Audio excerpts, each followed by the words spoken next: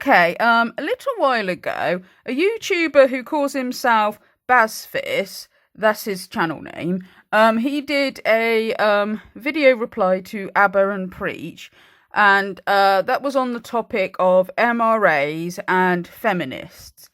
Okay, and I got a few things that I'd like to say on the subject, okay?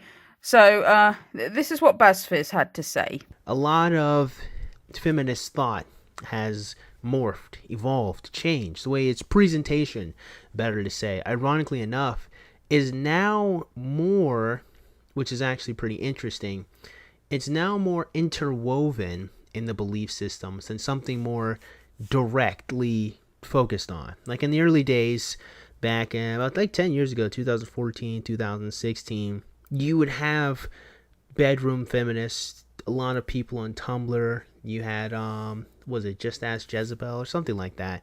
Some news columns, BuzzFeed. There was a more direct, specific focus on women trying to convince other women and having a back and forth between whether males could be feminists or whether they're feminist allies. It was hilarious. It was stupid.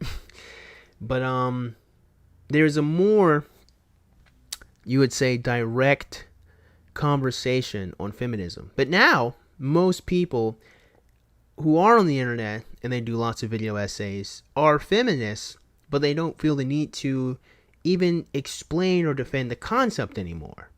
Now they just take it for granted that this be what it is. Originally, feminists did have to argue that what they believed is true. Now they don't really do that anymore. Now they just assume that what they believe is true, and they just scoff at any opposition, and they don't actually really address it. Or when male issues are oftentimes brought up, they often love to play tit for tat. Now, Abba and Preach, to get more directly into what this video is about, reviewed a good bit of the middle ground conversation on Jubilee. Abba and Preach, the two bullies that like to keep picking on Myron Gaines. Again! And... Again! And... Again! Yeah, it's hilarious. I like those two, okay? Those two, like, I would say they have, like, a centrist kind of view, which is, like, the same kind of view that I have, you know, like, you know, I don't like the extremist of feminists. I don't like the extremist of the red pill. I think that you can get, like, I think you can get sort of hateful people on both sides, okay? And you know, but also, I mean, Abba and Preach, they do criticize women on their channel as well. Like, they criticize anybody who they disagree with, okay? And, like, sometimes that's been women and sometimes that's been men, and sometimes they criticize the extremist in the red pill, and I agree with them. I don't see what's wrong with that. Bazfis said before that, like, Abba and Preach annoy him a little bit because they criticize the red pill, but it's like, I'm sorry, but why exactly is the red pill supposed to be above criticism? Isn't anybody, any community okay to criticize? I mean, if it's okay to criticize feminism, isn't it okay to criticize the red pill? Isn't it okay to criticize the manosphere? There's a lot of stuff that gets said in the red pill community and manosphere that I think is not true. And if people want to challenge them on that, I don't see what's wrong with that. They're not above criticism. That had just pearly things, a few other MRAs, and against feminists. One of which is a particular feminist that she and I will have our battle one of these days. I promise you guys that, because this woman gets away with way too much. Anyway, so Abba and Preach make a point in the video that I think needs to be highlighted and directly shown as to exactly why we're stuck doing the same thing when it comes to conversations with feminists. So this clip plays here, and Abba rants with this position, and I'm just going to let it play to kind of prove the point. Because we want to talk about traditional relationships, and that's how it should be. The mom should stay home with the kids and the dad is the provider and all that. But then when it comes to the family court, we want to be like, oh, dads need 50% custody, but you don't even know your kid. You've been off providing all this time, and the only reason now you want 50% custody is because that's the only thing that still connects you to the woman or whatever up reason you have, but it has nothing to do with the children at heart. It has to do with, I'm their father, I deserve 50% custody. But where were you the first 10, 15 years that we were raising the kids? I'm not denying that they need their mothers or their fathers more. I feel like this whole conversation is going to be the men's rights activists putting up this caricature of like this money hungry, like conniving woman who just wants to spite the man. And the feminists are going to make this thing of like deadbeat loser who wants nothing to do with a kid. And everything so far has been like, I'm going to argue against the caricature of the worst example of what a men's rights activist is. And then the opposite is true for the feminists and the women. Men and women. That's why I don't like these questions, because we get into this comparative state. And essentially what we're saying is, who should we focus on more when it comes to this issue? Who has it worse? And we start playing this game of like, well, women have it worse, or actually men have it worse. And then if men argue too much, then they actually just hate women's causes. And if women argue too much, they've never liked men's causes. It's just getting into this whole comparative suffering thing, whether it's black, Asian, white, Chinese, man, woman, all this other stuff. It is most often pointless and counterproductive. You spend more time discussing who suffers more and who suffers less, and less time acknowledging the other person's suffering. Suffering Olympics. Exactly. Right? So you're in competition. There's literally no opportunity here for you guys to work together because you're too busy being like, I have it worse. Right? And in order for you to be able to say that you have it worse, you have to discredit the other side. How are you ever going to build? So to me, this kind of conversation is one of the dumbest you can have because there's no building. There's no opportunities for you guys to bridge the gap.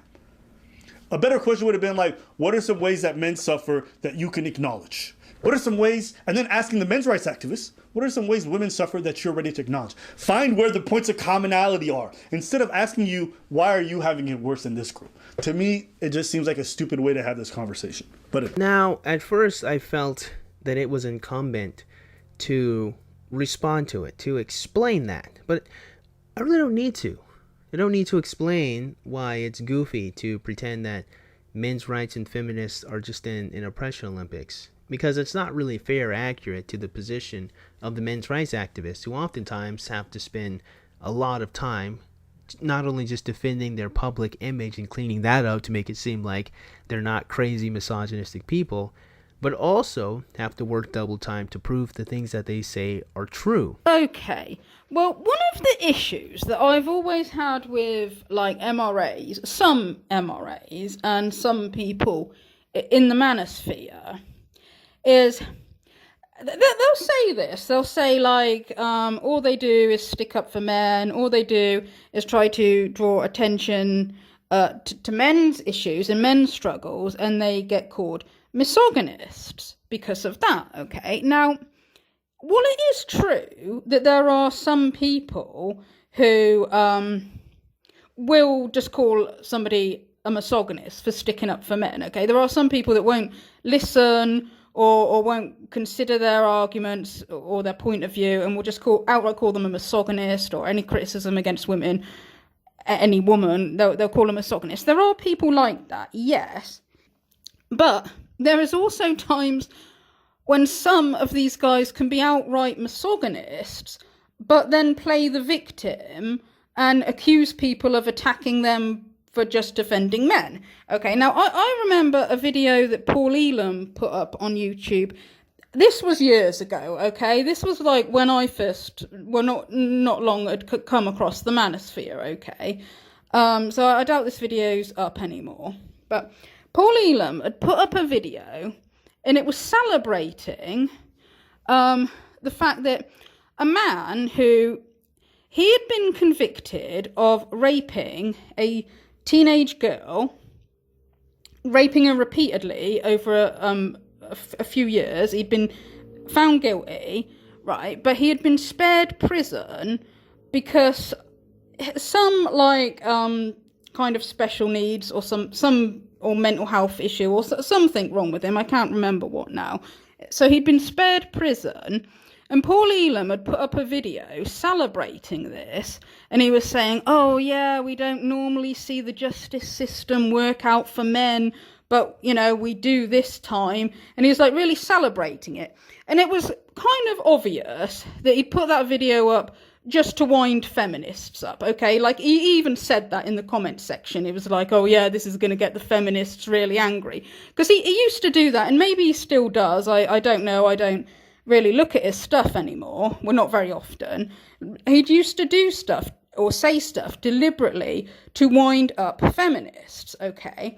But the problem is that stuff like that, it's going to wind regular people up, okay? It's going to stop regular people who might care about men's issues from like taking men's rights serious, because I mean that video, it was disgusting, celebrating something like that, okay? And there could be like men who've got daughters who they might be men who are interested in men's rights, but when they watch that video they're going to be disgusted, and they're going to be like, well, you know, if this was my daughter that this had happened to, would they be celebrating then? You know, it's stuff like that, which I think is kind of really stupid, is when some, not all, some of these MRAs spend so much time trying to wind feminists up that they kind of forget that it's going to, like, wind anybody sane up, okay?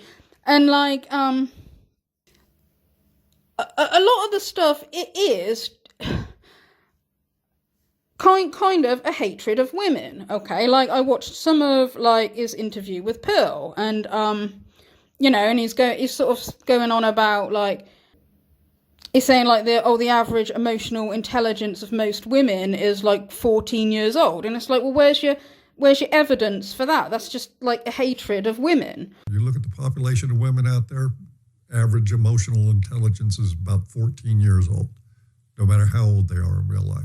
Okay, you know, because some people can act childish. I mean, I think most adults can act childish sometimes, but that's men and women, okay? Like, they're always saying, oh, women are children, and it's like, well, I think some of the guys around the manosphere sound childish, okay? But also, like, MRAs and people from the Red Pill, they say stuff that's not true sometimes, because, like, they're always saying that, like, men end up worse off in divorce, and Paul Elam has, like, specifically said that that he thinks most women sort of divorce the man, like, when he's at his highest earning potential. Like, he's implying that the women want divorcing him because they want his money, and that's not true, because statistically speaking, women end up in poverty more than men, okay? And that is because women are more likely to put their career or not have a career because they look after children, or you know, if they have time off, like, for pregnancy or looking after little kids, you know, they're not likely to progress in a career like a man does, okay? I mean, I know times are changing and all that, but I mean, it's still, like, in families, more the man that sort of provides more of the income than the woman. Okay, so and a lot of these guys in the manosphere want to go back to the woman being a stay-at-home mum, or at least not having a career, and you know, some of them are angry at women for not doing that, but they're the ones that they say that marriage and divorce is risky for men, but it's more risky for women if you actually look at the statistics. And I'm not trying to be insensitive to men that are screwed over in the divorce courts. This is the thing I'm talking about. It's like, yeah, men's rights issues, I do think they're important to talk about, but a lot of the stuff they say is just not true. Okay, like, if they're going to say that the majority of women are screwing men over in the divorce court, or the majority of women are living a life of Riley on the man's income, or that most divorces are women's fault, it's like it's saying a lot of stuff that's not true, and we have a right to call that out. Okay, the same as we have a right to call out stuff from feminists that's not true, and that's not to be insensitive to men that have been screwed over in the divorce courts. I'm just disagreeing with, like, the claim that it happens most of the time, or the claim that that it's men that are more disadvantaged after divorce. It's not. And you know, also, as we know, that, like, women that are single mothers have that stigma. And again, some men's rights activists try to make that worse. They try to make there more of a stigma, like for single mothers, and look down on single mothers, but men that are divorced with fathers, there's not a stigma. So there's this like making out that like men can do no wrong. Like it's like if a woman's divorced with children, she's failed in her marriage. But that's not the assumption with a man, because it's like they're assuming that men don't do anything wrong. And again, in that interview that Paul Elam had with Pearl Davis, they were talking about the when Steve Crowder and his wife got divorced. Like afterwards, there was that leaked video footage where Steve Crowder was being horrible to his ex-wife, and she was the one in that video footage. She was being reasonable, she was being nice, and she was saying that she loved him. Okay, and like both Paul Elam and Pearl just say, oh well, she's the bad one, she's the one who wanted to divorce him and take his money. And in that same interview, Paul Elam had talked about how men can be stuck in relationships with abusive women. But then when it's a woman like Hillary Crowder claiming that she was in an abusive relationship, they just automatically just assume the woman's a liar, even when they've seen the video footage, where if it was the genders reversed, if they saw video footage of a woman being a complete bitch to her husband, they'd say that she's a toxic, horrible woman, okay? So this is the thing that I don't like about some men's rights activists. It's not that I don't sympathise with men's rights, it's that, you know, stuff like, if they're about trying to get people to understand that you know, men are very often victims of abuse by women, and that women, you know, women aren't always the victim, that I'm on board with, that I agree with. But instead what they do is they'll defend they'll defend all men. They'll defend guys that have been in abusive relationships with women, but they'll also defend a guy if he is the abuser and say that, like, no, a man can't do anything wrong, okay? And I kind of think the same sort of thing with when they talk about, like, false allegations. It's like, yeah, like, some guys have been victims of false allegations, and, yeah, there are some times that men are unfairly demonized in society.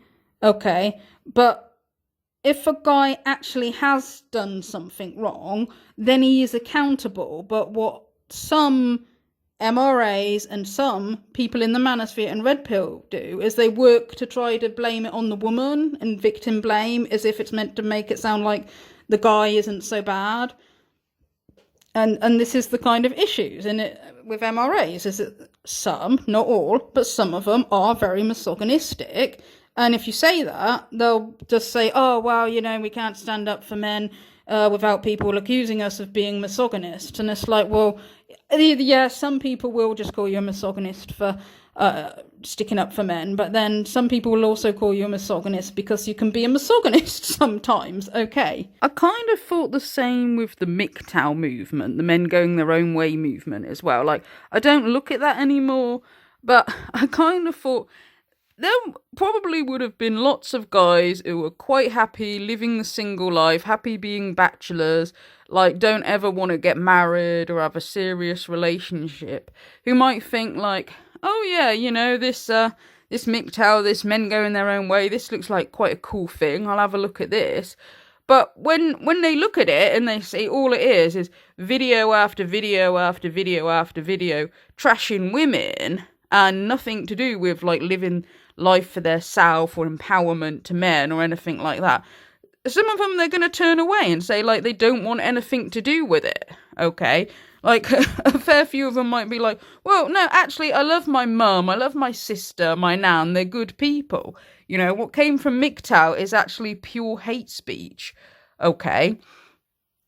Yeah, they would always say stuff like, oh, what, just because I'm a bachelor, just because I'm going my own way, people think I'm a misogynist. It's like, no, people think you're a misogynist because you're a misogynist. Nobody says, like, oh, being a bachelor means that you hate women. And, you know, with some of the MRAs as well, it's like, when they say, like, oh, just because I stick up for men, I get called a misogynist. It's like, well, some people will just call you a misogynist, yeah, but then it is also kind of true that some of them are misogynists. What's really interesting is that Abba himself, in the same video, in the next couple of minutes, proves the entire problem of the discourse, and I don't even think he recognized it. In fact, this clip plays, and then Abba responds to it. That you really touched on it. Men shoot themselves in the foot often. There's just this idea that it's the same way you see poor people attacking other poor people because they're not getting paid enough. Men will attack other men because it threatens their masculinity or because they're insecure in it. When again, I'm just like a broken record player here. It's not a real concept. Masculinity is not a real concept. Femininity is not a real concept. These are just things that just hold us back. And like you said, it halts us from really truly like feeling heard, getting our feelings out there, and like experiencing more empathy. We need to, again, destroy the system, destroy the patriarchy, and come up with a system that has empathy for everybody, because it just doesn't. I think what's important to recognize is that misandry is not a systemic issue. It's not ingrained in us to the extent that there is like rhetorical misandry of like women saying, I hate all men, you know, it's just like individualized, like, yeah, sure, unhelpful things, but it's not an otherization in the same way that misogyny is. Okay. Yeah. No, I think that the world has been largely constructed through the male and man lens, and in a way that has otherized women. And so, yeah, misogyny is more endemic to. This is one of those notions about patriarchy that I find one of the dumbest. They see men in power, and they see women suffering. And so they go, look, men are deciding to make women suffer, rather than not recognizing that this is just people in power making everyone below them suffer. Yeah, men and women. In what way do men benefit so much from having all these men in power? Whenever it comes to war and conflicts that these men decide on, they send us poor people or regular people to go fight and die in the wars, right? And I say us like I'm still there, and like I'm obviously doing well for myself now. But most of my life, I've been one of those regular people, right? I was in the military at that point. It is the regular people at the behest of those rich people that are going out there. So how is this society built for men when men are the ones who are dying the most? Men are the ones who are going to war the most. Men are the ones who are just out there just getting shot up and shit. Like, if what you were saying was true and men have just made this world through the man's lens and to benefit men at all costs or whatever it is, then why is it that men overwhelmingly suffer some of the most negative consequences? Be careful there, Abba. You sound something like an MRA. Well, I don't think that he was actually saying that there's anything wrong with being an MRA. At least that's not what I took from that. I thought what they were saying is that, like, say, like some feminists might judge MRAs on the absolute worst, and then and MRAs do judge women on feminists on the absolute worst, craziest. Okay, you know, because I mean, I think like that there are some things that MRAs say that I agree with, and some things that I don't. There's some things that feminists say that I agree with, and some things I don't. Okay, and like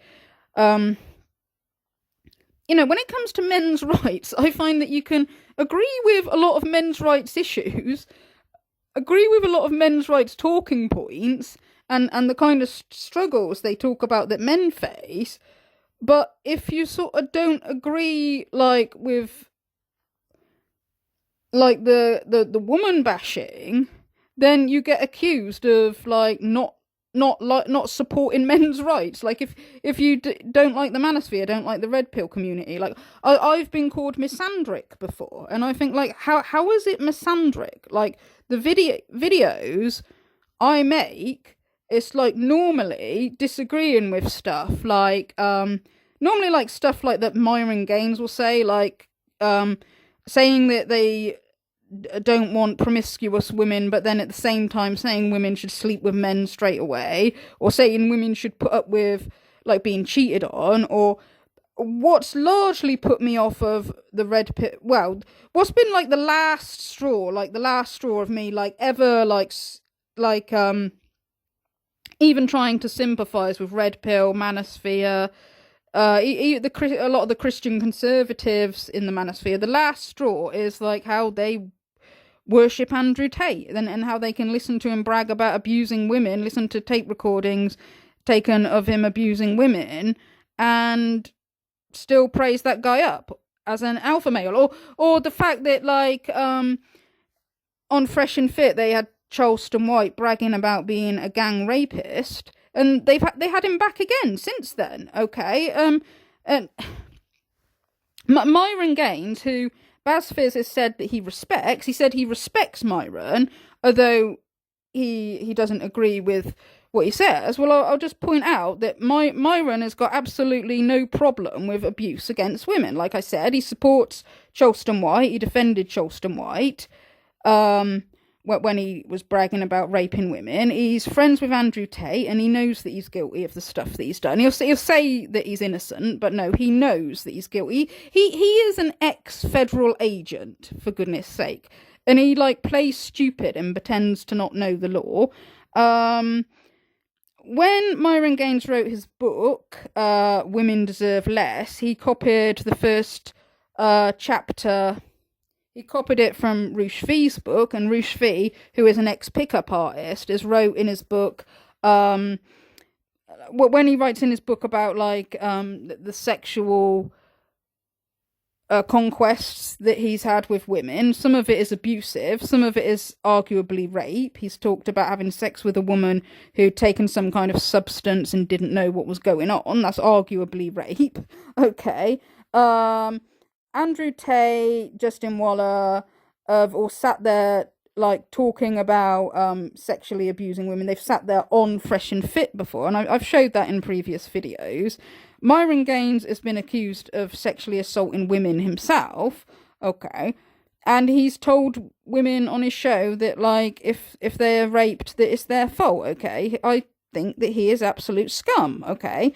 And it kind of annoys me when you get people like one of the guys from the Honey Badgers, he was saying oh, he doesn't agree with everything these guys say, but at least they're helping these young men. And, this kind of thing disgusts me. It's these guys are dangerous, okay? These aren't just guys that are just taking, misogynistic comments too far. People try to downplay it, Pearl Davis has tried to say, it's men having locker room talk. It's no, these are dangerous guys. These are rapists. These are abusers. Okay, these are guys that are a danger to women.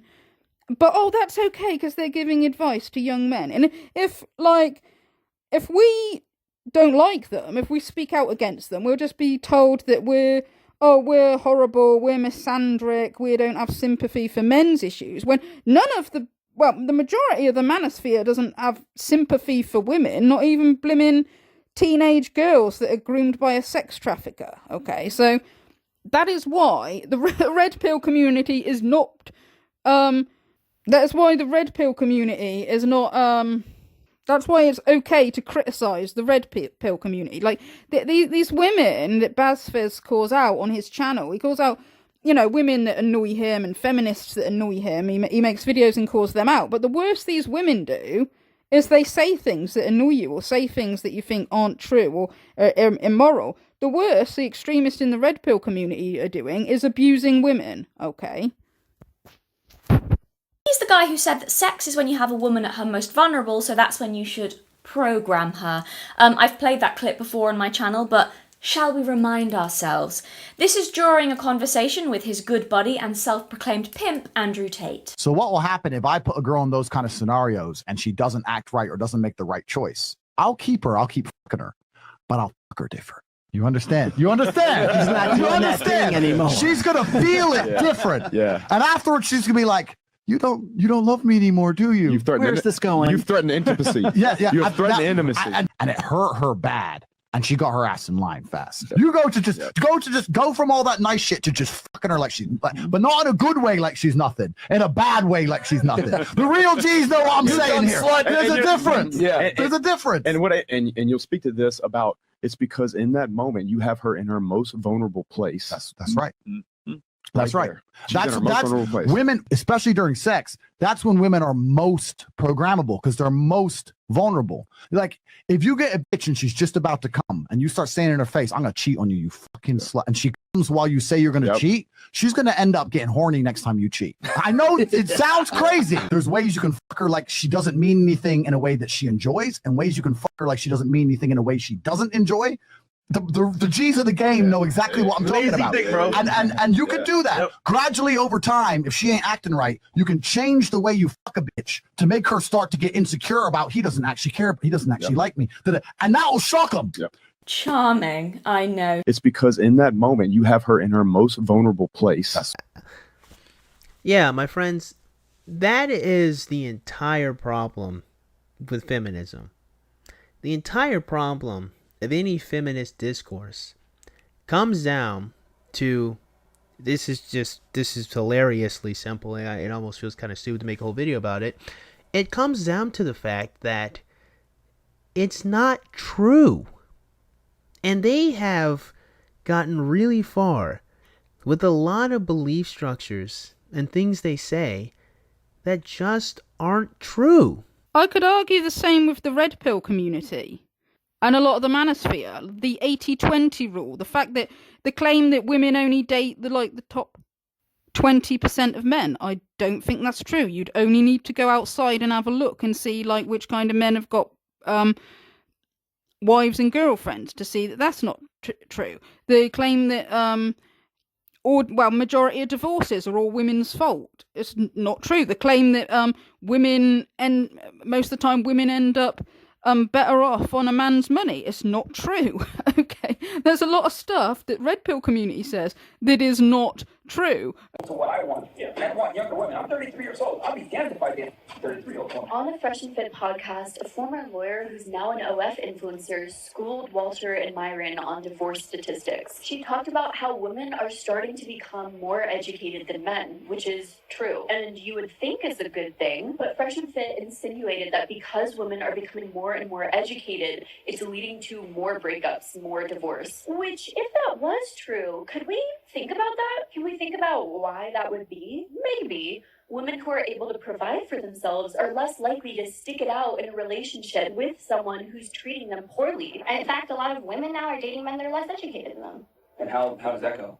Almost half of U.S. households now have women earning just as much or more than the man. And what happens? Yeah. What do you mean what happened? They break up? Yeah. But that concept of educated women leading to more divorce isn't even true. College women are less likely to end up divorced overall. This lawyer also says in the podcast that the type of women that Fresh and Fit advocate for and tell their audience that they should pursue are often in relationships with higher divorce rates. Like going for a woman way younger than you increases your likelihood of divorce. It doubles it. If you date a woman 10 years younger than you, you're 40% more likely to get a divorce, and she's going to initiate. The younger partner is usually the one that initiates it. If you marry a woman who's not college educated, your likelihood of divorce also doubles. So Myron tries to counter her claims by saying that educated women initiate divorce at higher rates. Actually, college-educated women are more likely to initiate divorce. You have a selection bias there. So you're looking at the couples that are already getting divorced, and you're saying, oh, she's more initiated. No, you don't know stats, because you're only looking at the couples that are already getting divorced. College-educated women are less likely to be in that group in the first place. Does that make sense to you? The woman on the podcast was completely right, as this Redditor points out. I already fact-checked her, and she's correct for the most part. College-educated women have a 70% chance of success in marriage. But if the couple was to divorce, that 30%, 90% of the time, the woman will initiate. Red pillar dating roaches focus on the initiation rate and not the overall success. The age gap marriage is again correct. Anything over a 10-year age gap has a 90% divorce rate, meaning that choosing younger women doesn't mean you're not going to get divorced and doesn't mean she's still not going to leave your ass. Fresh and Fit have also categorically in abandoning a child. Women are always the one that leave relationships. They're always the one that are the problem. So I must not be tradding hard enough. I need to trad harder. I need to trad harder. And anytime something bad happens, you have to go in a circular motion. It was like little bits of it. My husband leaving me and me begging him to do counseling, begging him to do co-parenting, and him saying, no interest in that. I need to go start a replacement family. I was like, wait. This isn't what I've heard on the internet. This isn't what is supposed to happen. Mm-hmm. Men don't do this to women, right? And then I think going to my lawyer and trying to figure out how to rebuild my life from scratch and realizing that I'm going to have to do all of the paperwork in order to move on. Like, he wouldn't do any of the paperwork, so I was getting punished on my taxes. I wasn't able to get any money back for having a kid. I was literally getting fined because I couldn't get divorced. He wasn't paying child support, anything. So even though he left me, my lawyer's like, yeah, you have to apply for divorce if you want to move on with your life. well, that certainly got the wheels going of, wait, do 70% of women initiate divorces, or are a lot of women left with the paperwork because a man has to prove that he's paying child support in order to file for divorce when he's left? And I'm like, whoa, a lot of these even the stats, like we got the numbers, they don't really check out when you look at the nuance of what it plays out in the real world as. Okay, and when it comes to like, I don't trust anybody to tell the truth, right? And this isn't because I think people are all liars. This is because I think nobody really completely knows the truth, okay?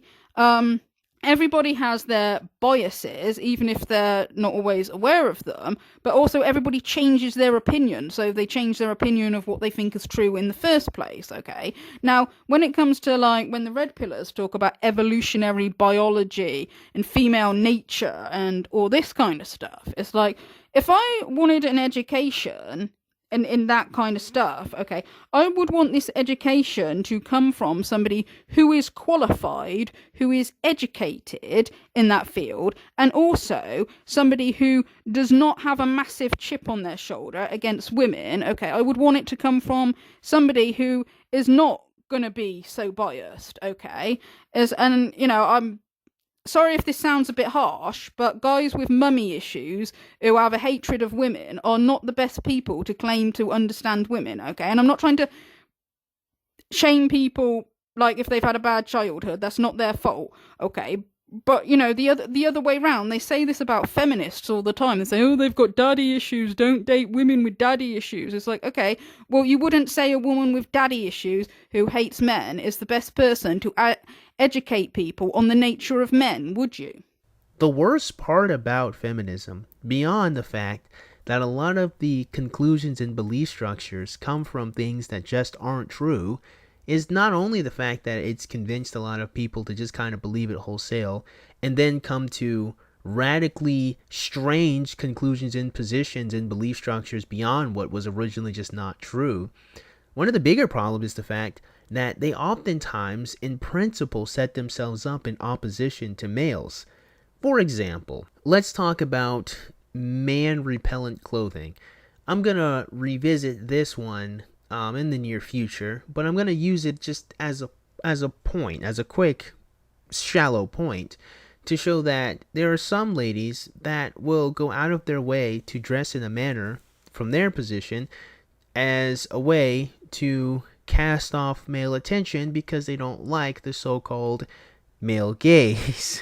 Okay, sometimes women who you hear about who deliberately sort of want to repel the male gaze, like, as he says, like, sometimes that can be women who have been through some sort of trauma, like some kind of sexual assault, or maybe sometimes even, like, from their childhood, and they kind of shut down their sexuality, well, because I suppose they are kind of, like, frightened of male sexuality, which, I mean, I know that's not fair, but it can maybe be understandable, I think, if somebody has been through some trauma. I don't think they should be encouraged to hate men, or, I don't think there's anything wrong with men, like, finding women attractive and wanting to look at women. And most women do want, do take that as a compliment if they're looked at, okay? But I'm just pointing out that sometimes it can be women who've been through trauma. The other thing I want to point out, because, and Bazfiz does this a lot himself, actually, is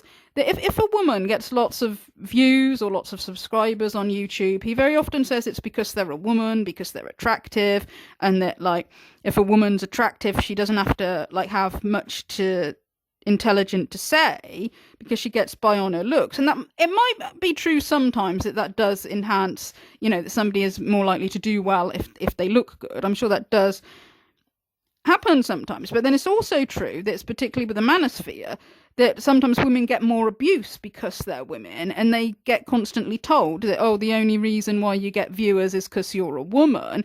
And there was one woman specifically that I remember listening to who, she would deliberately dress down, like she would deliberately wear like baggy jumpers and all that when she did her YouTube channel, because she didn't want to come across like, oh, you know, she's sexualizing herself to attract viewers. So that's another reason why sometimes women will dress down and try to repel the male gaze. It's like, because sometimes like they don't want to look like they're encouraging it, and that they get a lot of grief for encouraging it. Okay, so I just wanted to point that out.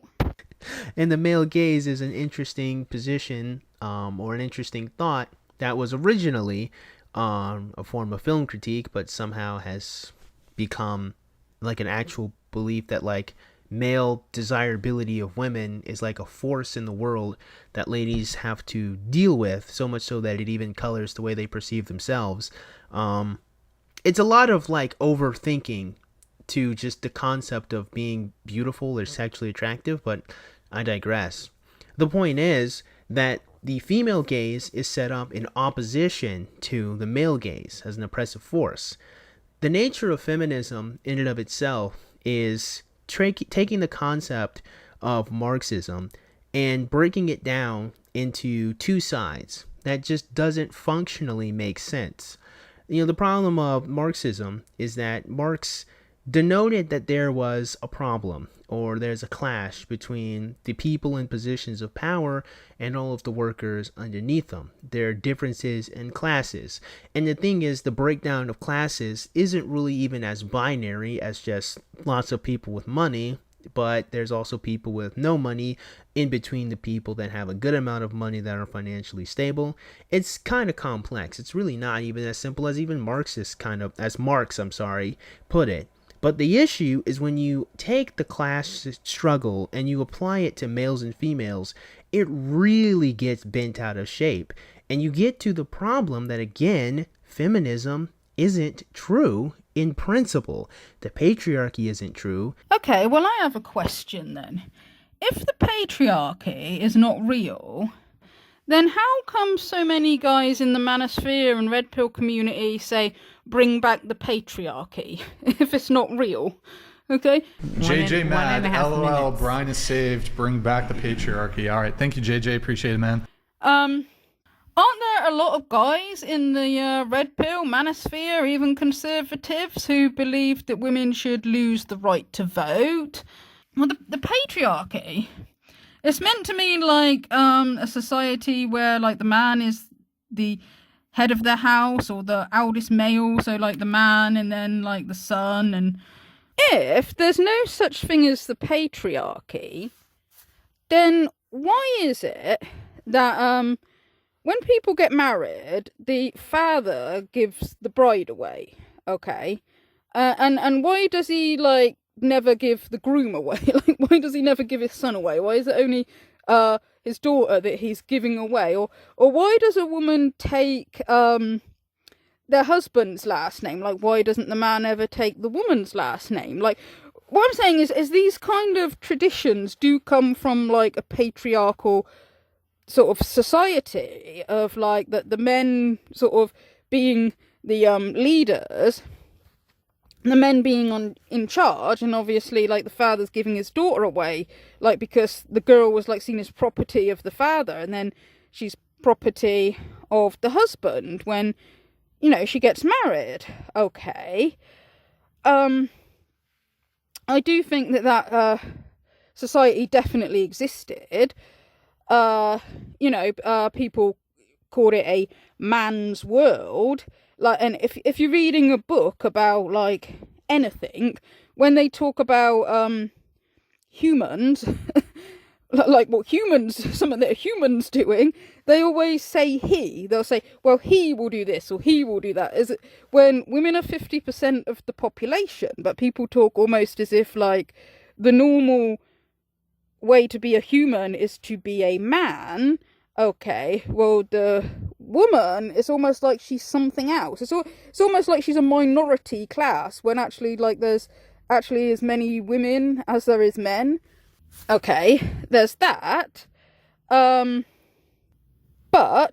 when MRAs, they talk about gynocentrism, okay, I don't think it's so much that they're disagreeing, you know, with the traditions that our society had that I just mentioned, it's not that they're disagreeing. It seems to be more like that what they disagree with is the claim that it was women that were being seen as like lesser.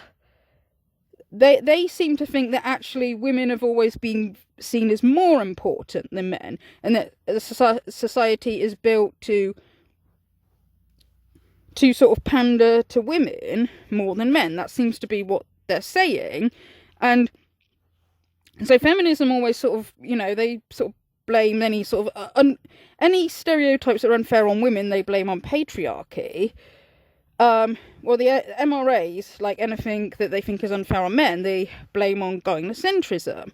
Okay, now gynocentrism, for anybody who doesn't know, what this is meant to be, right, is like, with pretty much all species, the female is valuable for their reproductive ability, okay, because they're the ones that have the babies, all right? Like with some insects, like once the female's impregnated, sometimes she eats the male because he's not needed anymore.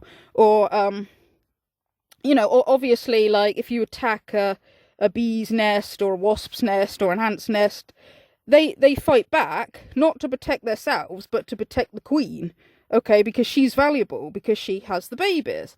Okay, and this is why, like, even with the meat industry, like, males are more likely to be sent to the abattoir than the females, because they need more females to have babies. They only need one bull to fertilise many cows. So,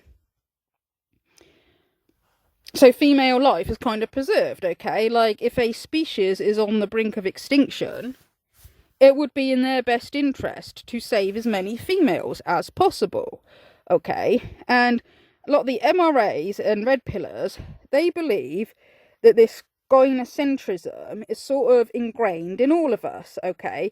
That we have, like, an instinct to be protective over the female, right? So if a ship is sinking, that's why they get the women off before the men. Or in countries where, like, the death penalty is legal, they reckon that jurors are more likely, they're less likely to want to sentence a woman to the death penalty than they are a man. Okay.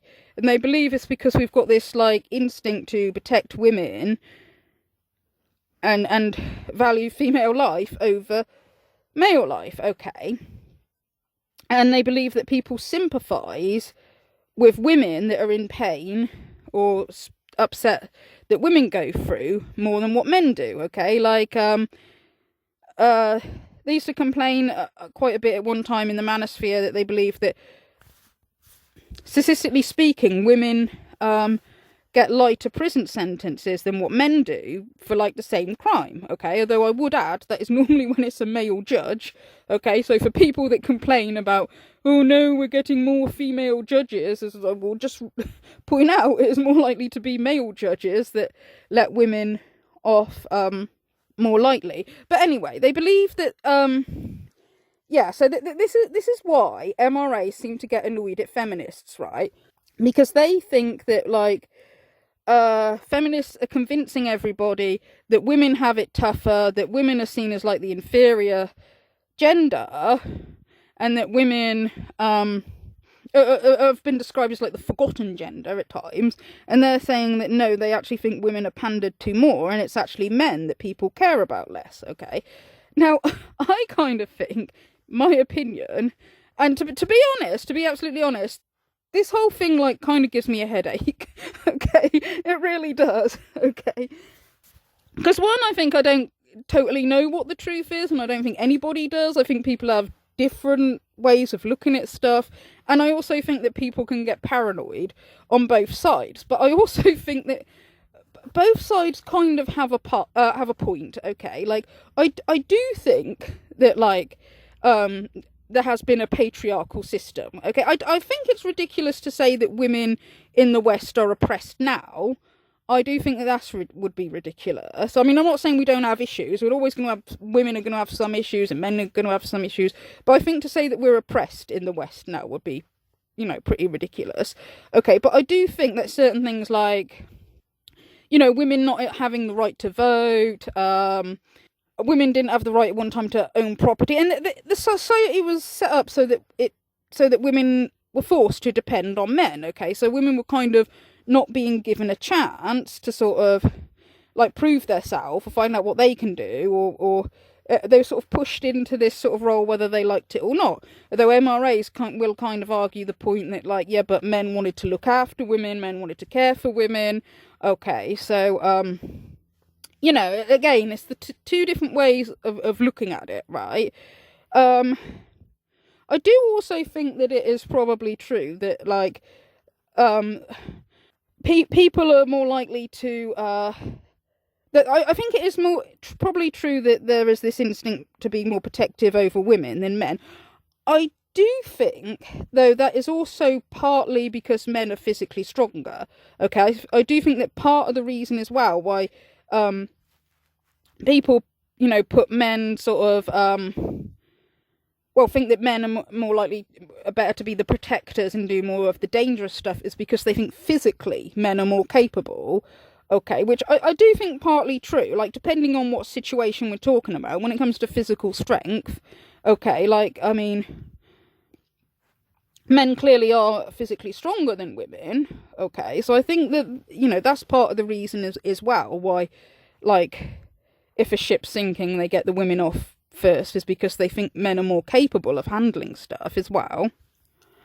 So I kind of think that both is right, but I also think that on the one hand, say, like, I say the more extremist of feminists who seem to maybe go on too much about, like, the dangerous men and, like, the dangers that women face because of men and all that. I think those kind of feminists don't maybe kind of understand that there's actually more men that are protective of women than the guys that want to hurt women. Okay, there's always going to be some crazy people. Okay, unfortunately you can't rid the world of some crazy evil people. Okay, and some of those are women as well. But I'm just saying, like, I think some of the extremists and feminists sort of focus too much on that and don't kind of realise that there's more men that are protective of women and will even, like, put their own life on the line sometimes to, like, protect a woman they don't even know. I think they don't seem to realise that. But then I also think that some of the, like, MRAs, like, who say this about, because of gynocentrism, everybody panders to women and all that. I think they don't quite understand that, although it may be true that there's been more men that, like, protect women, there has always been this kind of some guys who really seem to resent women most likely because of their reproductive value. Women, so that they're equivalent to men. And in the process of doing that, you see a lot of young men that just feel like they're being completely destroyed over it. And if you do, here's a really controversial part, if you do equalise it, I think men actually know deep down on a subconscious level that they're not as important as women in terms of reproduction.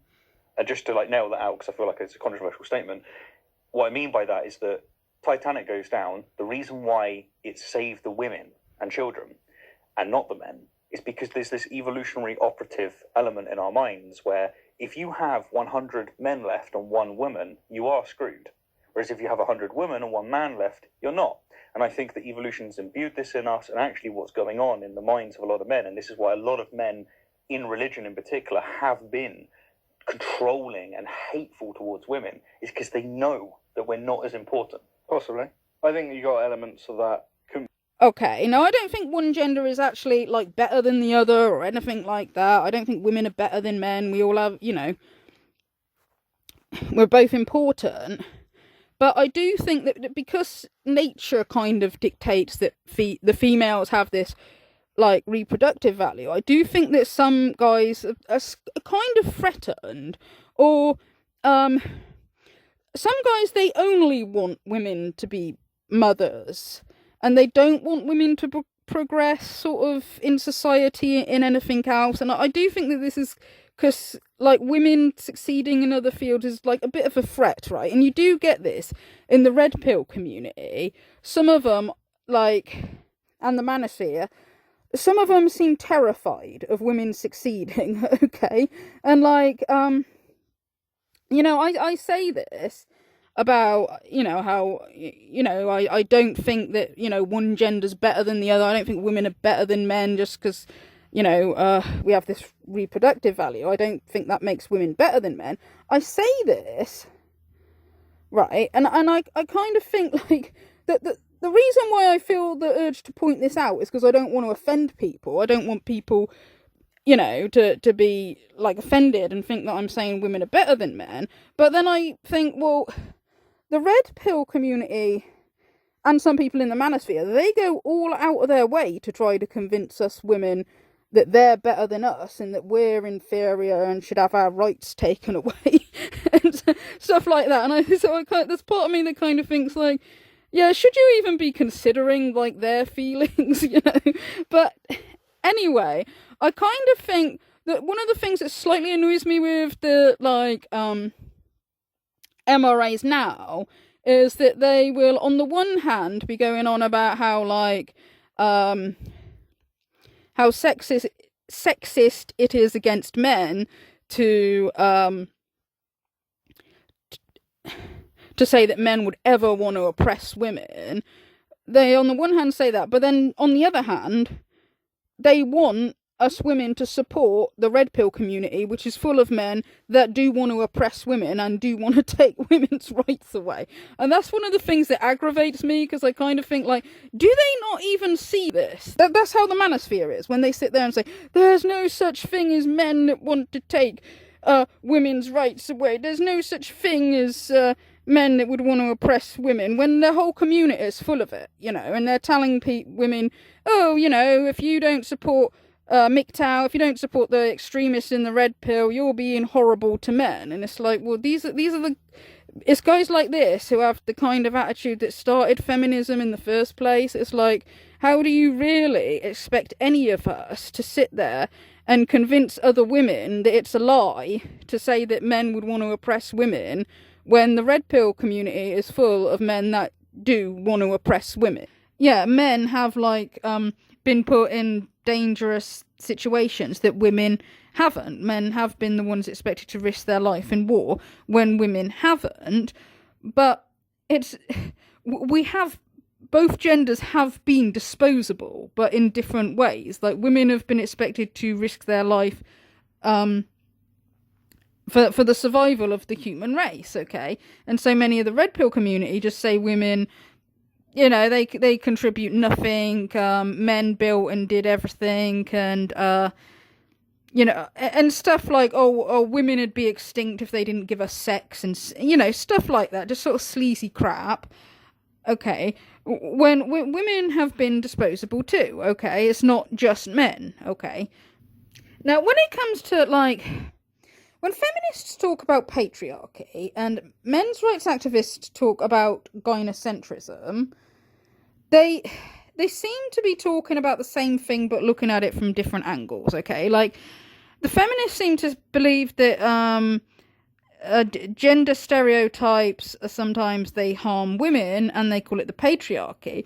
Well, men's rights activists believe that gender stereotypes sometimes harm men and they call it gynocentrism, right?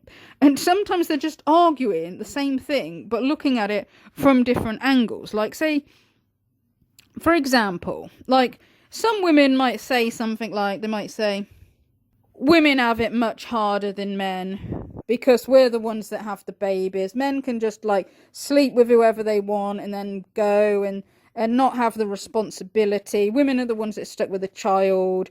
If the husband wants to run off with some other woman, or if he wants to leave, he can just leave. It's easier for him, and the woman's stuck with a child. And you know, the stereotypes, the gender stereotypes, is always the woman who is meant to like look after the children. It's always the woman who's meant to, like, put a career on hold to have babies and to look after the children. This is a sort of thing that some women and some feminists will say is sexism against women and say the patriarchy, but then the men's rights activists will say stuff like, well, women are lucky because they're the ones that are more likely to get custody or more likely to have more custody than what the men are, and that there's a lot of men that are desperate to see their children. Okay. And women have this advantage, all right? And you know, there's sort of other advantages, like women can get like benefits and you know, people care more about women with children than about the men, okay? And this is what they call gynocentrism, the people caring more about women, and this is because of women having their reproductive value, okay?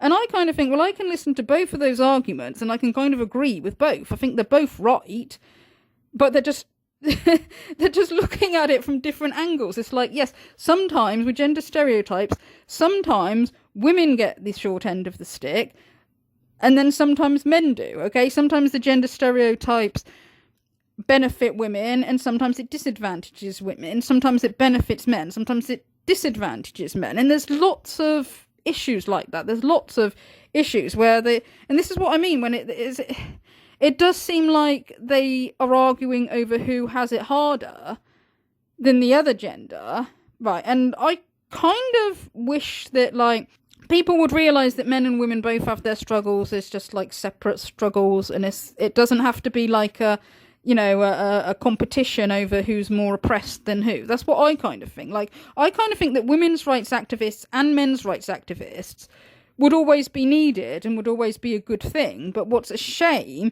is that they have to be in competition. They have to be like against each other. They have to be rivals, rather than coming together and saying, well, yeah, men have issues, women have issues, we'll like take care of we'll, you know, support the women and the women's issues, and you can support the men and the men's issues.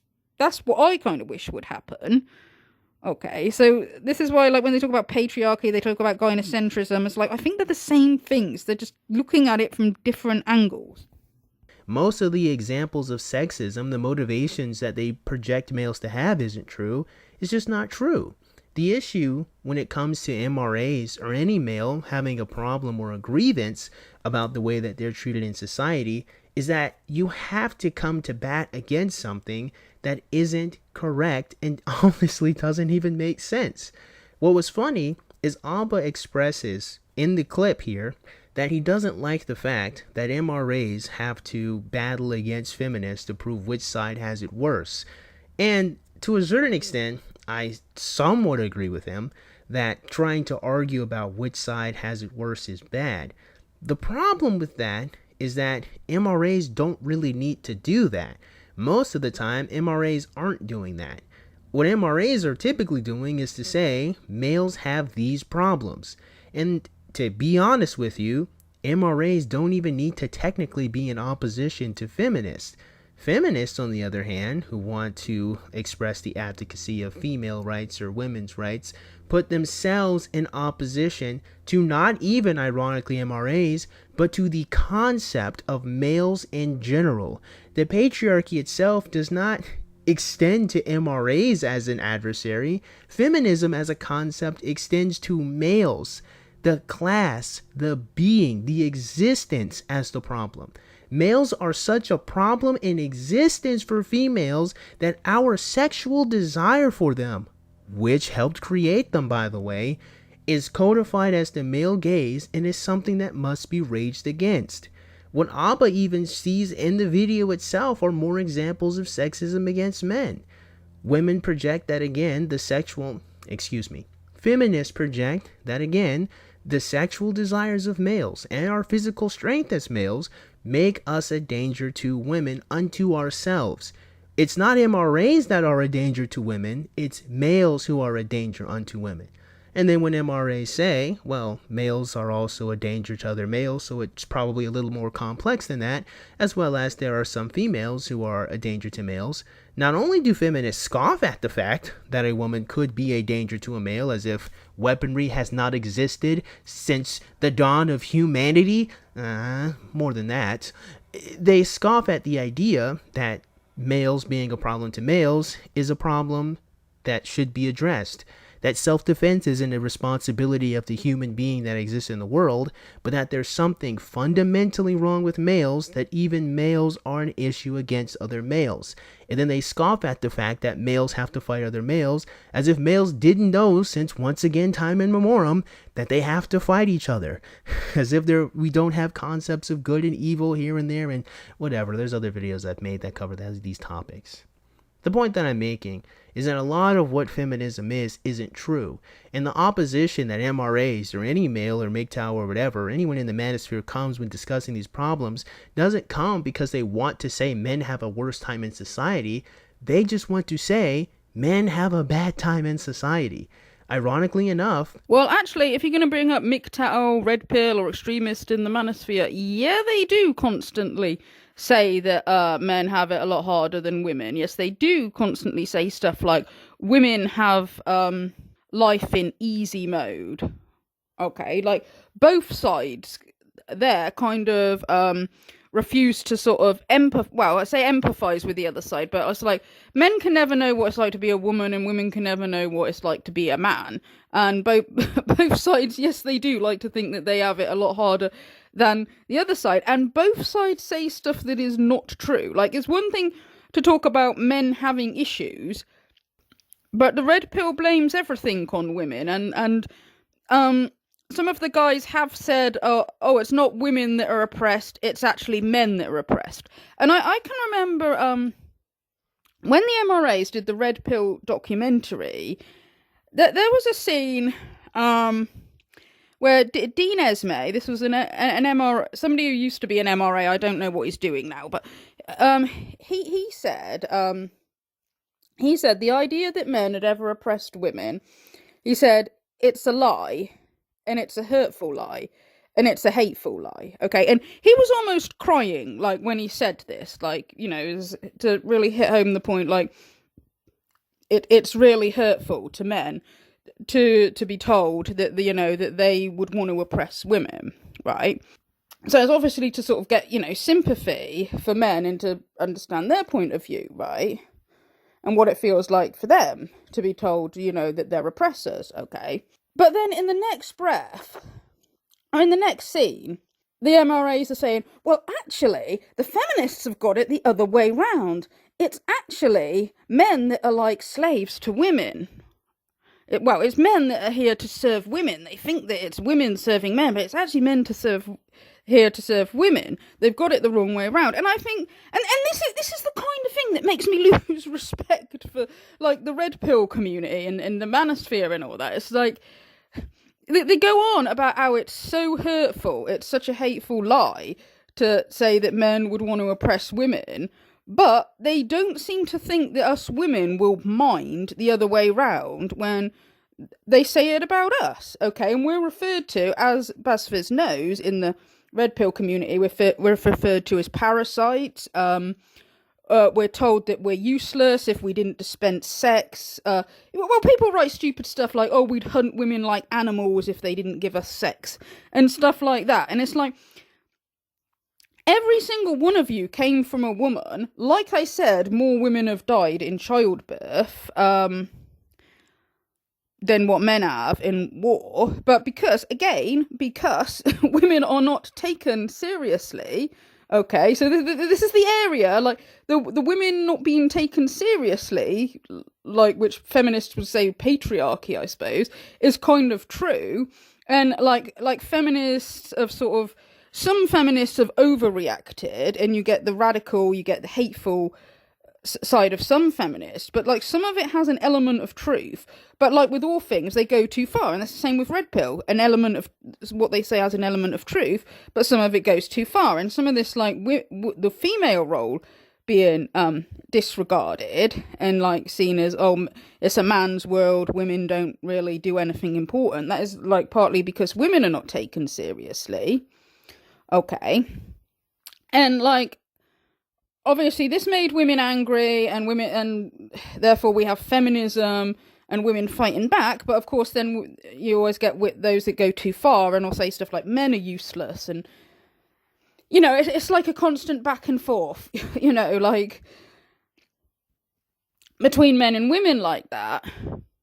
When the original Jubilee question was asked, it was asked if men had all of their rights. Pearl, someone that Alba preach and many people don't like, does lay out that males don't have all of their rights. For example, when it comes to custody disputes, males have a very tough time gaining parity in custody with the mothers of their children. And there's lots of different reasons why that be the case, but oftentimes men have to spend more time proving that they're a good parent to even get 50% custody than it being a default position that has to be argued for or against.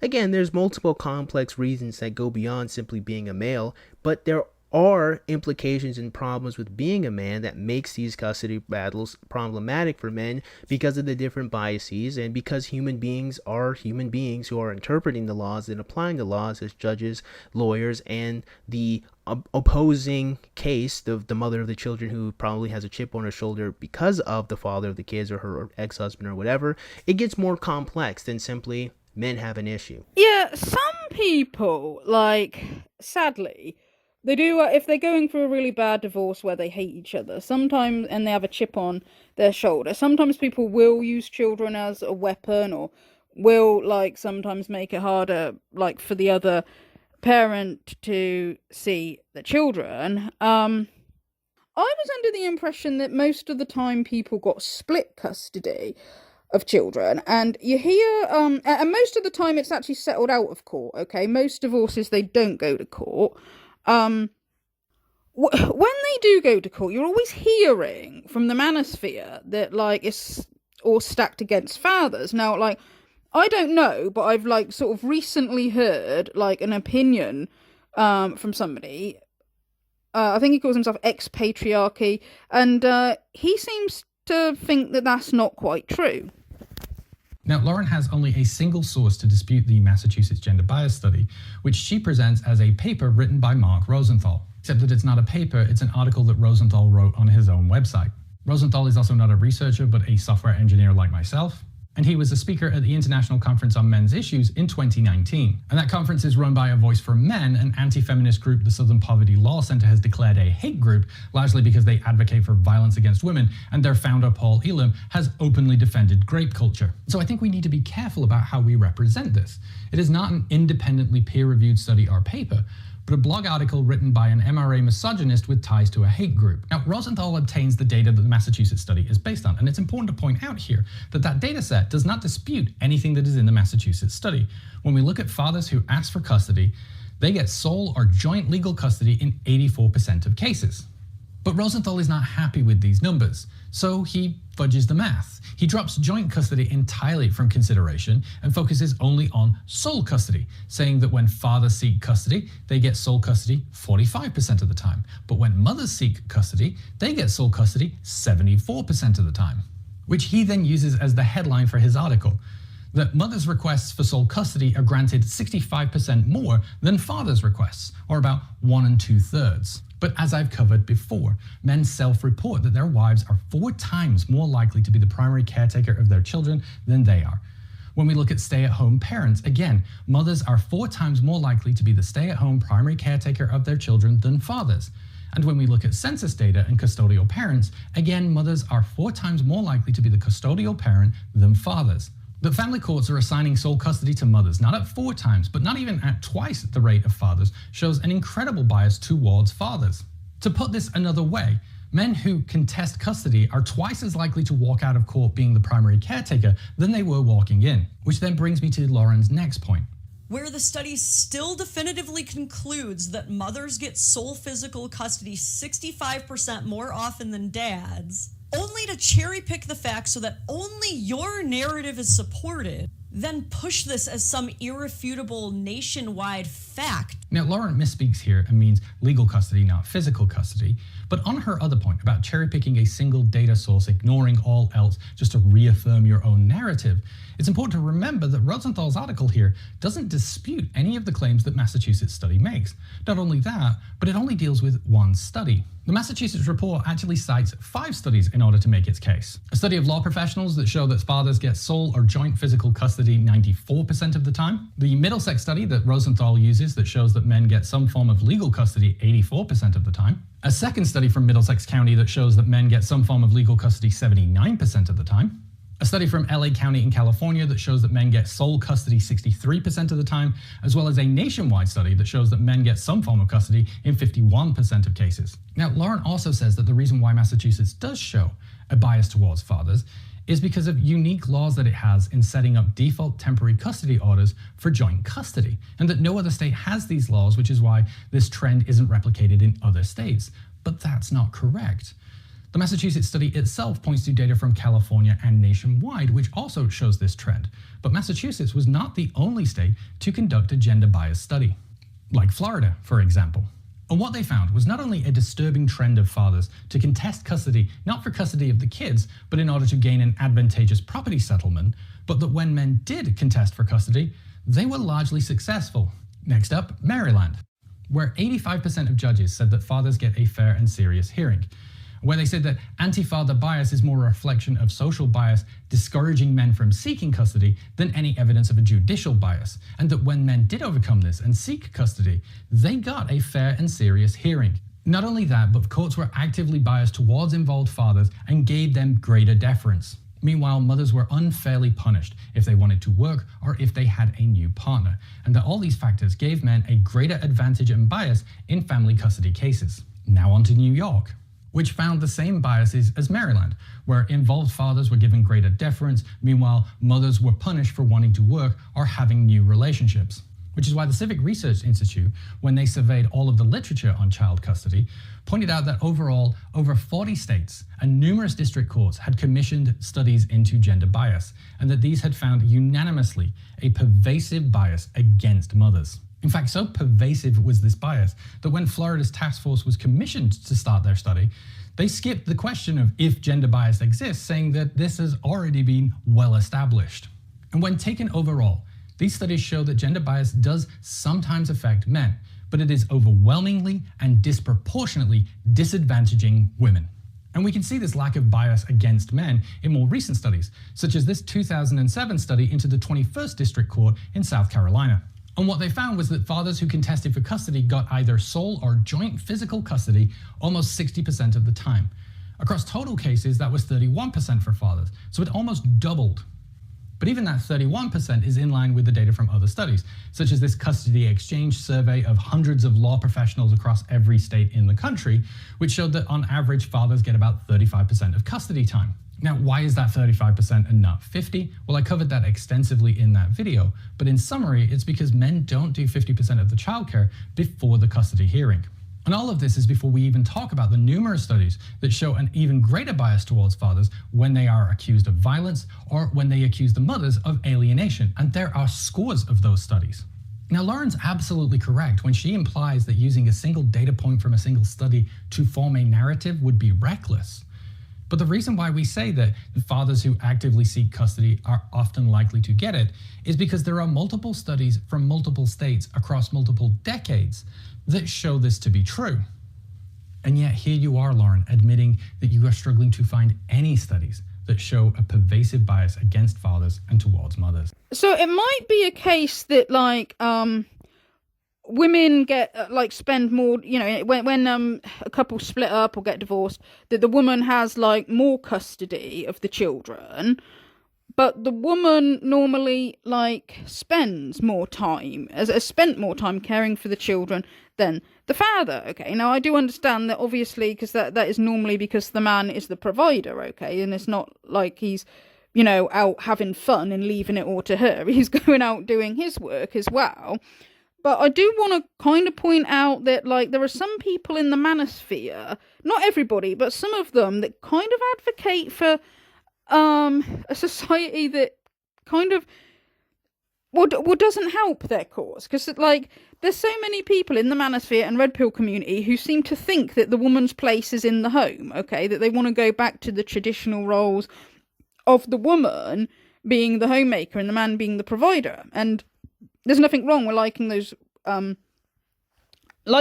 those roles, But the trouble is then if they get divorced, the woman is likely to get more custody than what the man is, because she is the one that has looked after the children most. So it's kind of like they're advocating for a society that makes it worse for them, and that's what I have trouble understanding. Okay, because it's like so many red pill conservatives and all that, they go on and on and on about how like women should be in the home, not in the workplace. Feminism is lying to women and telling women to put their career before their family and all this kind of stuff. But then when divorce happens, they're like, oh my god, single mothers, that's the worst thing in the world. A woman alone looking after children. Oh my god, that single mothers are cancer on this society. She's going to do an absolutely rubbish job. And it's like, well, they're the ones that are like saying that a woman's place is to look after children, or they complain that it's unfair that women get, more access to the kids than the father do. But they're the ones that are saying that women should be at home with the children. And in fact, I even remember one specific MGTOW who calls himself Sandman, in one of his videos, he was talking about how, if a man helps out more around the home and looking after the children and all that, he's turning into a beta male. And I kind of think, well, that kind of thing doesn't really help your cause, does it? If you're saying that men should get equal, like, access to the children, or that you think single mothers are cancer and all this kind of stuff, but then that's just one of the many ways in which the manosphere just constantly contradict themselves. And that can be analyzed. The issue is that the immediate response that Pearl Davis got was a woman saying that women have a worse time, and that was the immediate response. I don't need to say anything more than that. You can just watch it right here. It's 50% their DNA. They should get 50% custody off the bat. And right now, 90% of the time, women get custody. The question was, do men have all of their rights? How can I say that they have all of their rights when I'm finding guy after guy after guy that is devastated he can't talk to his children? I had one guy who the woman got custody, and she ended up taking the kid to a different country, and now his kid doesn't speak his same language. He spent $300,000 trying to get that kid back. I want to look at women's stories as to why they don't want to get married. And I could go interview 1,000 women. You're looking for these kinds of men. What she's discussing are individual and, yes, tragic cases, and we can acknowledge that, but what we're discussing is a systemic issue. On aggregate, men and women after divorce, women see a 27% decline in the reduction of their income. They're more likely to be in poverty, and they're less likely to get... Ultimately, the issues that MRAs are discussing should be handled as if they're just a separate organization handling a separate problem, or at least it could be. For example, the moving company that moves your furniture is solving the problem that you need your furniture moved, right? In the same way, the construction workers who fix potholes and lay down the streets and the roads and paves them and makes them better solves the problem, that there are potholes in the street. Different people are solving different problems. Precisely my point. You see how you were able to immediately see that, dear viewer? Exactly. But for some reason, when it comes to MRAs, they're not a separate construction team doing a separate job. No, they're a part of the opposing force in the Matrix. They're agents of the Matrix battling against the chosen ones that are feminists. So, to summarize and conclude, 1, Abba experienced in real time what it was like to be an MRA. And I didn't finish the video, so maybe he ironically and hilariously acknowledges that he just in real time experienced being an MRA, and maybe he thinks that it isn't MRAs are just trying to do an impression Olympics or a suffering Olympics, and they really cannot get past just expressing factual truths about the world like Abba just did. Maybe. I kind of doubt it. But I do think it's important to highlight that someone who isn't an MRA experiences the world as a male and simply just says what is true in opposition to what is not true. And that is the entire issue of feminism as a concept. Something that I've noticed, which is rather interesting to me, is that most of the time, feminists are actually very intelligent people. Most of the time, they're actually very thoughtful people. And a lot of the time, they're actually really good at deconstructing. But insofar as they're intelligent, because they spend a lot of time trying to make a conclusion that isn't true look correct or right, they end up sounding stupid or crazy or absurd to everyone that doesn't already accept the conclusion that was made. And that conclusion being that males are an imposing force upon females unto themselves. Not the character of the male, not the culture of the male, not the position that the male came from. There's a lot of intersectional bullshit that occurs, but at the end of the day, it's still man is battling against woman in some faux pas war that completely ignores the fact that there are more stories of men trying to protect and defend women than there were ever stories of men just trying to hurt women. And that most stories and most understandings of the world are found through some type of moral code of good fighting evil. Anyway, the point that I'm making today is that feminism, in principle, is not true. A lot of the conclusions aren't true, and a lot of the times the reason why there's this whole argument between the suffering Olympics is because feminism can only thrive in the delusion that women are suffering, which takes advantage of the fact that men who really love women wish to alleviate that suffering.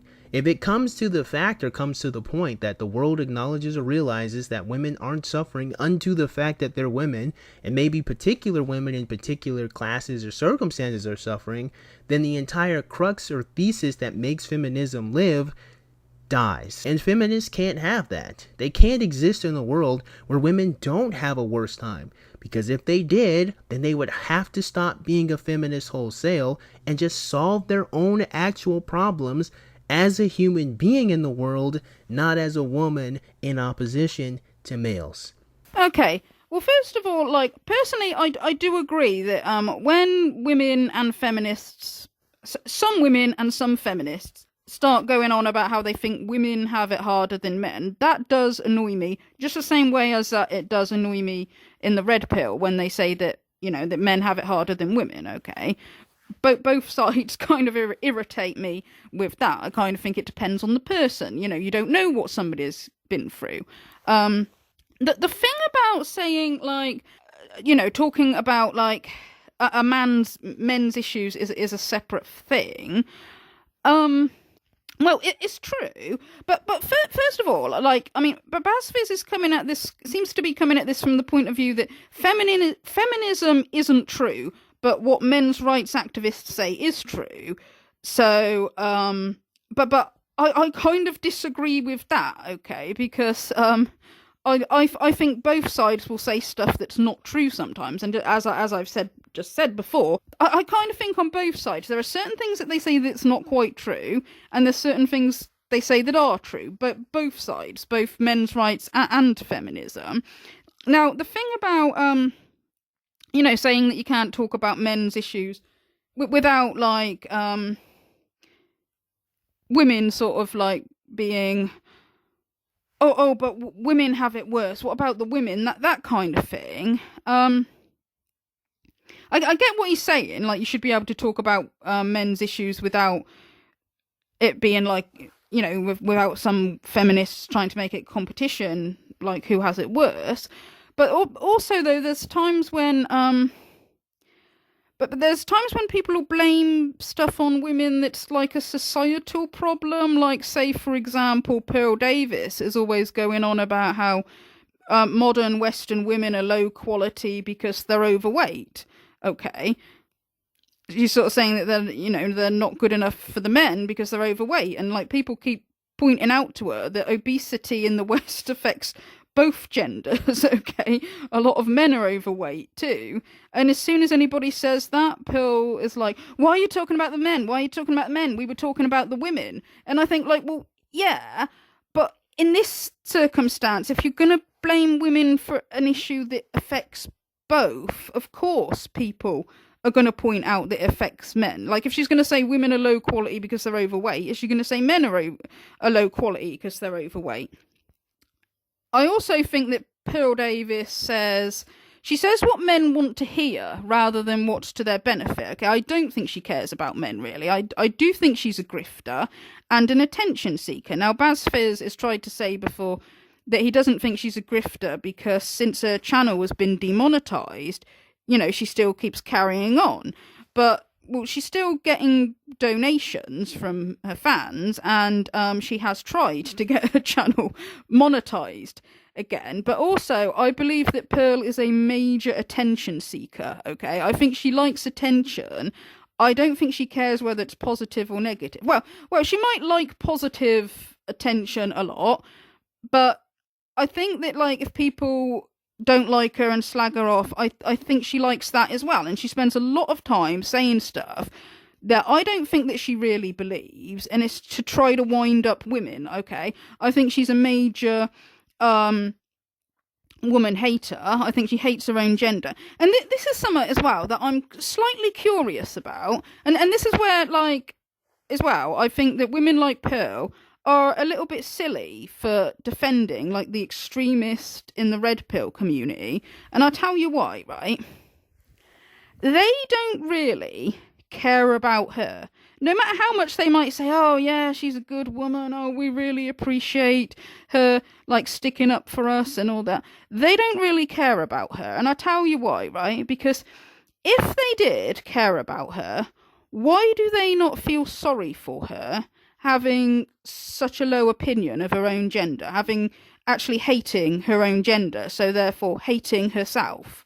Because she has said herself that the reason how she got sort of sucked into the red pill community and believing the stuff they said is basically because she has low self-esteem, okay?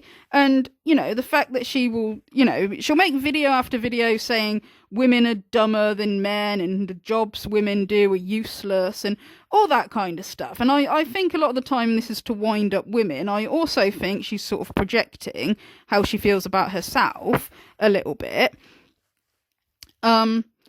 But in order to hate women in the first place, she kind of has to hate herself, doesn't she?